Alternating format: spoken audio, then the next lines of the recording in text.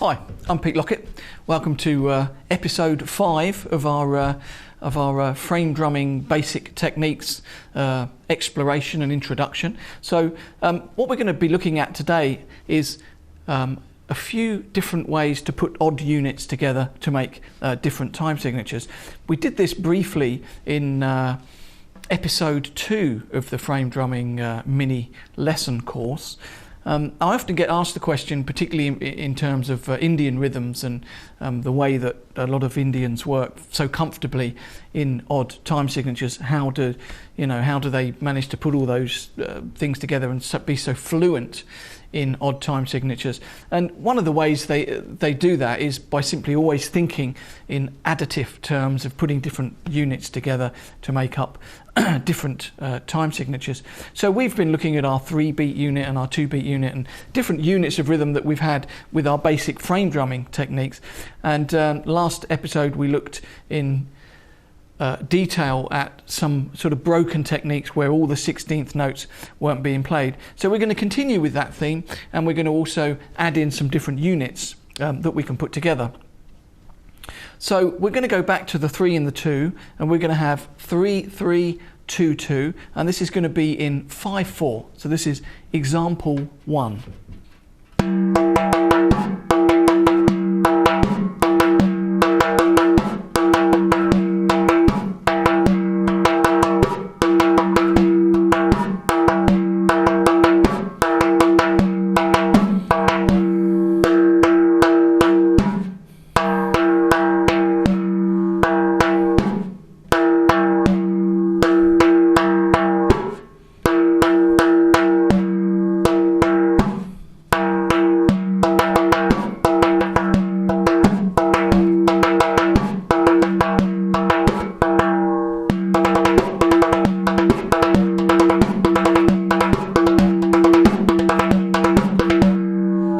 Clearly hear 1 2 3 1 2 3 1 2 1 2 1 2 3 1 2 3 1 2 1 2 1 2 3 1 2 3 1 2 1 2.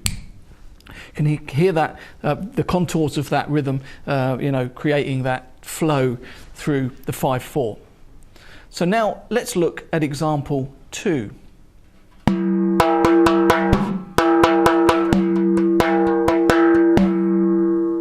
So we can see we have 3 3 2 2 still, but for the 2 2 we've got the accent pattern.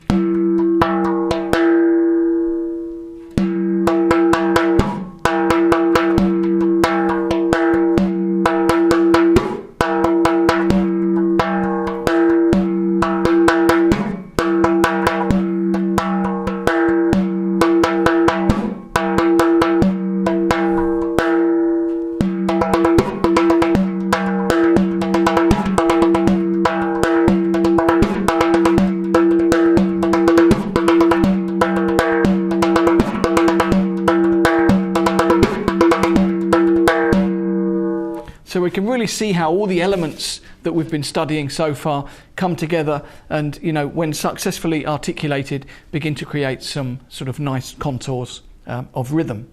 Now, for example 3, we're going to have 3 2 2, which is going to be in 7.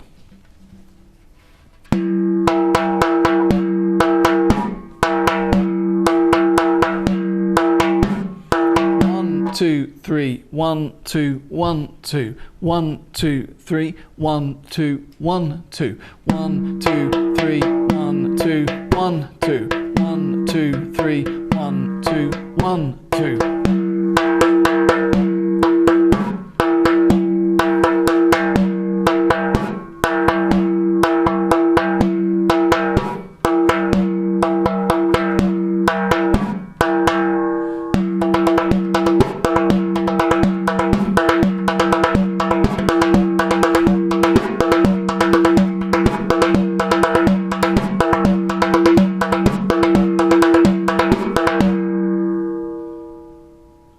So now, with a similar contour to the rhythm, we're going to look at example 4, which involves bringing in some accents.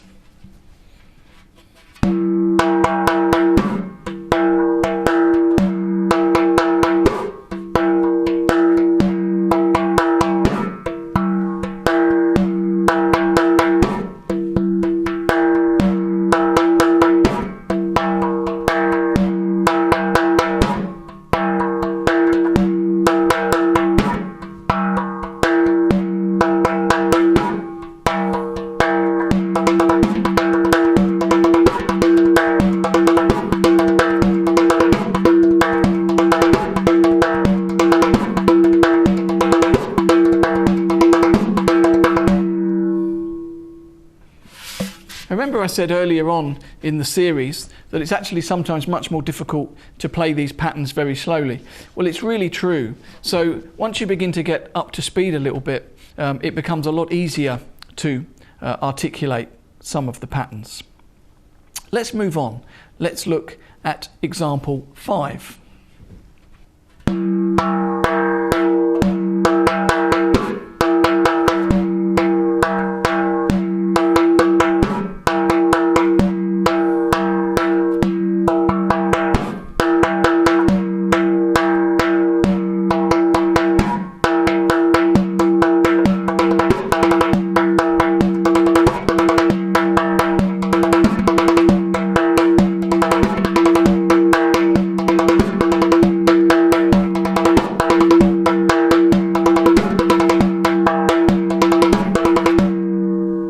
So that's 2, 2, 3, 3.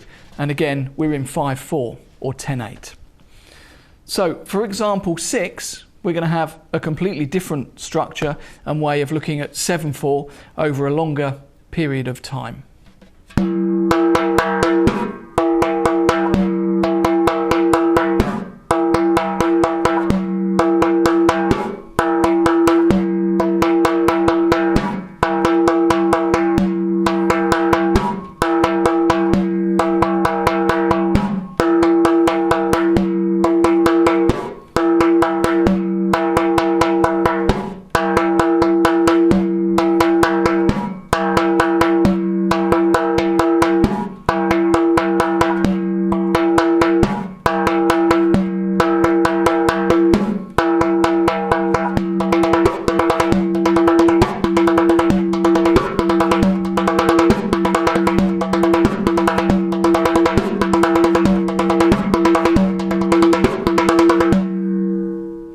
So it's really important to get a consistency and flow to these rhythms. And, I'm going to hark back to the point of having the left hand having to be as loud as the right hand when required for the high-pitched strokes. A good way to practice that is just to practice continuous sixteenths at different volumes.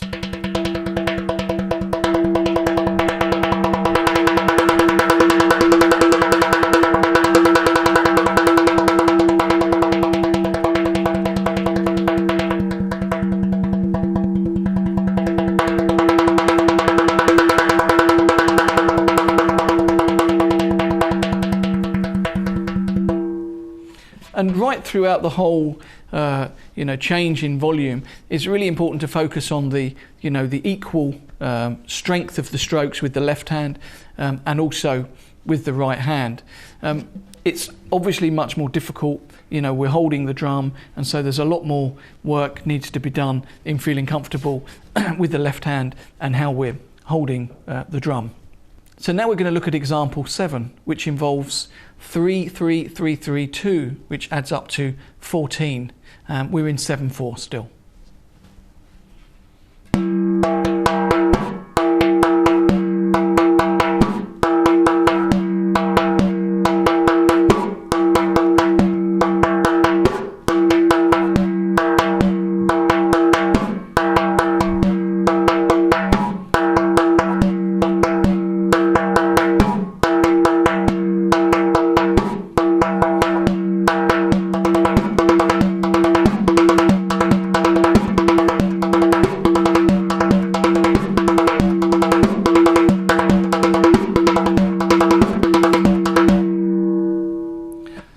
So we can see with all these units that there's 1,000,001 different ways that we can put them together, and the important thing to focus on is how you can begin to make different rhythms, put different units together, come up with different ideas with the basic little things that we have accomplished so far.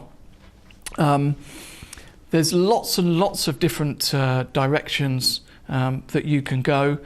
Lots of adding the accents in with the with the non-accents or the slap stroke or different units or parts of the rhythm where it's open without the continuous sixteenths. So let's wrap up this this month's lesson by looking at how we can combine one of the simple patterns that isn't continuous sixteenths with some of the groups of 3.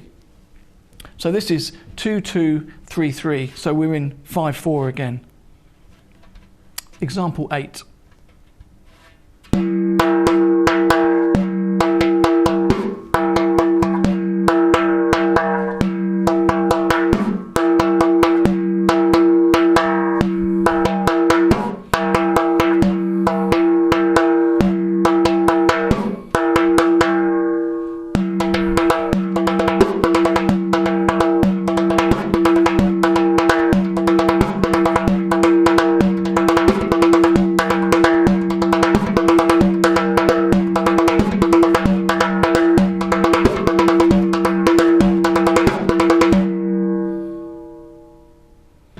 So it's really great to experiment with all these grooves.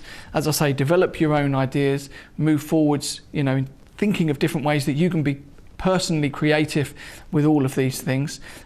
Next time, we're going to move on to some slightly new techniques. We've focused a lot on how we can use all of these basic techniques with creating different rhythms, different regular rhythms in 4/4, additive rhythms that make up different time signatures, rhythms where we've added spaces instead of continuous sixteenths, and numerous different approaches involving our 3 main strokes: the open bass stroke, the high pitch stroke, and the slap stroke. So next time, a few new techniques and ways of articulating on the drum. But until then, happy practice.